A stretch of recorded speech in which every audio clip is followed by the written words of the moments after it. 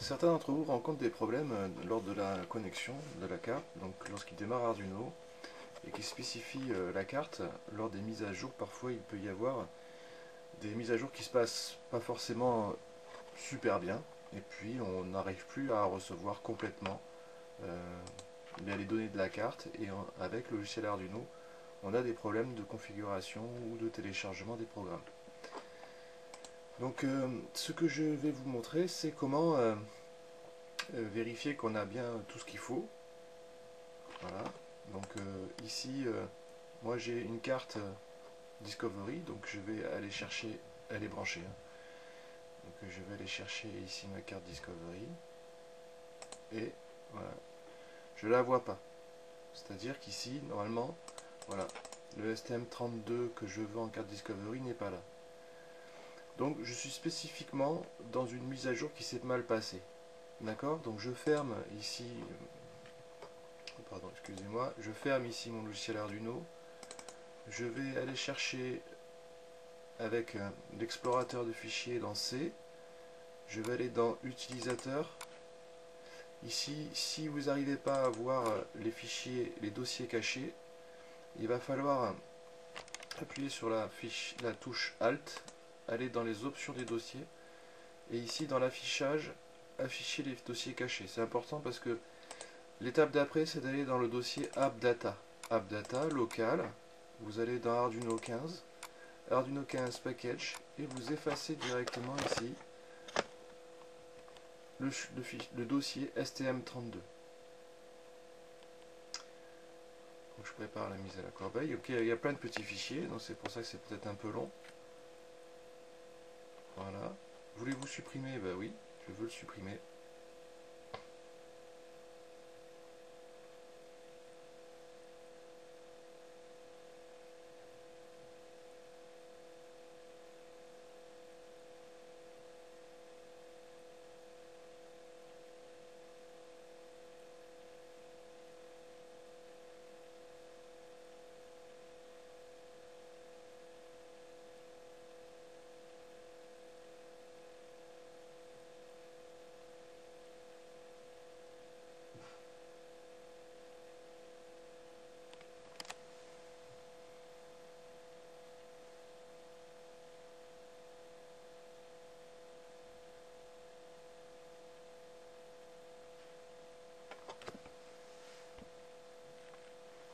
Une fois supprimé, on redémarre Arduino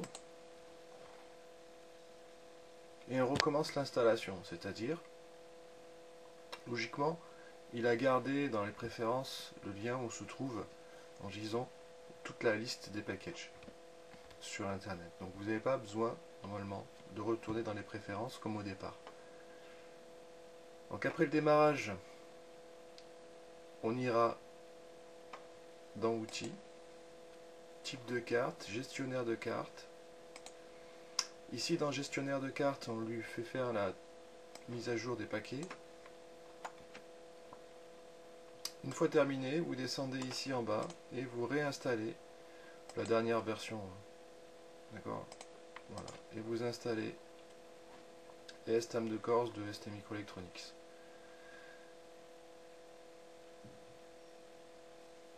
Ce processus est long, mais vous pouvez aller boire un café. C'est ce que je vais faire d'ailleurs. A tout de suite.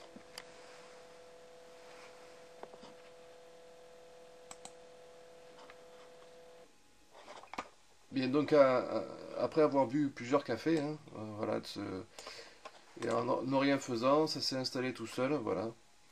Donc ben, on ferme, et puis après avoir fermé, on va aller chercher la carte qui va bien. Voilà. Donc cette fois-ci, ben, voilà, si vous avez eu ce bug là, ça réapparaît.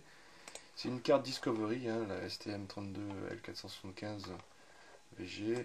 Voilà. Et puis ici, on va chercher le bon STM, donc on la revoit ici. Donc elle est bien là. Voilà. Donc ici, par exemple, sur le bouton qui a embarqué, hein, je fais un petit exemple. Donc je téléverse. Donc elle est branchée sur le port COM34. Ça, je l'ai fait pendant la pause. Donc la compilation du croquis, la première fois, la première ouverture d'Arduino, elle est très très longue. donc il ne faut pas s'inquiéter sur ça. Voilà. Donc ici, en attendant ce petit programme, donc je déclare une constante entière dans le bouton pin en PC13. Donc ce PC13, c'est l'adresse qui est donnée pour pouvoir affecter le bouton qui est sur la carte. Je crée une variable qui s'appelle button state, donc je la mets à 0. Je fais une communication en série, donc en pin moton, je la déclare ici en input. Je fais une communication en série à 9006 bits par seconde. Ma boucle qui tournera indéfiniment, elle va chercher la digital read button pin et j'affiche. Donc je la stocke dans la variable, donc je l'affecte à button state et je vais lire, je vais écrire sur le série. Donc je fais un println, retour chariot à chaque fois que je vais écrire cette variable button state. Donc ce qui est prévisible, c'est que lorsque j'appuie dessus, elle se met à 1, et lorsque je lâche, elle se met à 0, parce que ce que je lis, c'est soit des 0, soit des 1 sur la digital read. Voilà. Donc on attend ici la compilation du croquis. Alors j'ai pas fait une incrustation de la carte pour que vous puissiez voir directement les LED clignoter, etc. Parce que c'est peut-être pas nécessaire.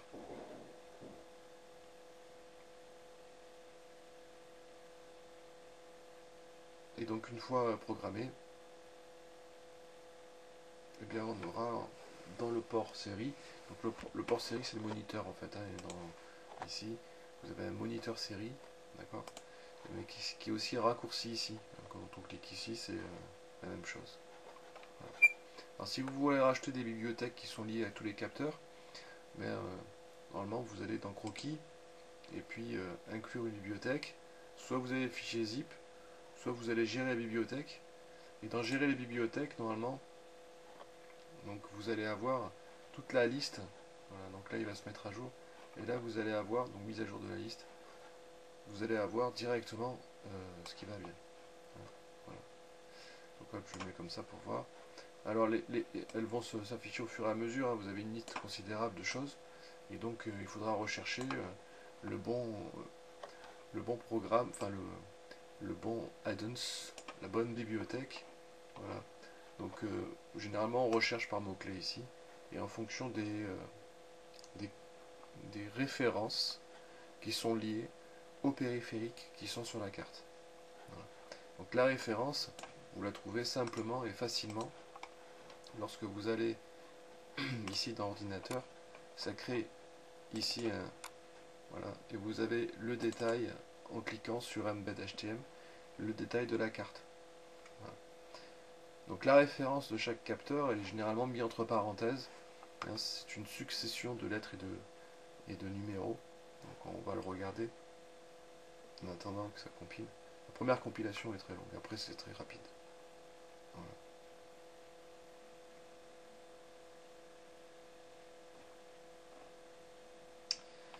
Là, il faut que je me log. Ok. Alors est-ce que ça finit? Non. Compilation du croquis.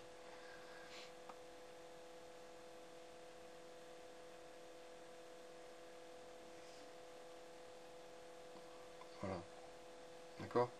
Et donc ici par exemple vous avez la liste des composants. Ici vous voulez avoir la référence, il faut descendre un petit peu dans Board Features. Vous avez par exemple le NFC avec qui s'appelle ça. Vous avez le Wi-Fi, donc le Wi-Fi c'est ISM. Voilà.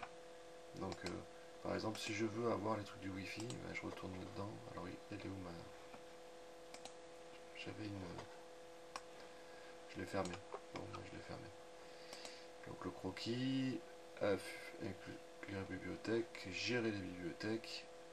Voilà. Mais je l'ai peut-être téléchargé. Une fois que vous l'avez téléchargé, dans les exemples, hop, exemple, vous avez directement ici sur le bas. Non, je ne l'ai pas téléchargé. Voilà. Normalement, ça se met ici. Hein. Exemple de bibliothèque. Vous avez tous les exemples ici. Et donc du coup, tous les fichiers optionnels qui sont écrits ben, vous permettent de programmer la carte. Je vais faire une petite pause là parce que ce sera plus simple. Voilà, la compilation c'est terminé, le téléversement aussi. Maintenant je vais appuyer sur le bouton noir pour pouvoir réinitialiser la carte. Et ici voilà, ce qu'on peut avoir, j'appuie sur le bouton, j'appuie pas, j'appuie sur le bouton, j'appuie pas. Voilà. Donc nous avons résolu le problème de connexion de la carte et nous avons programmé un petit ici pour vérifier. Voilà.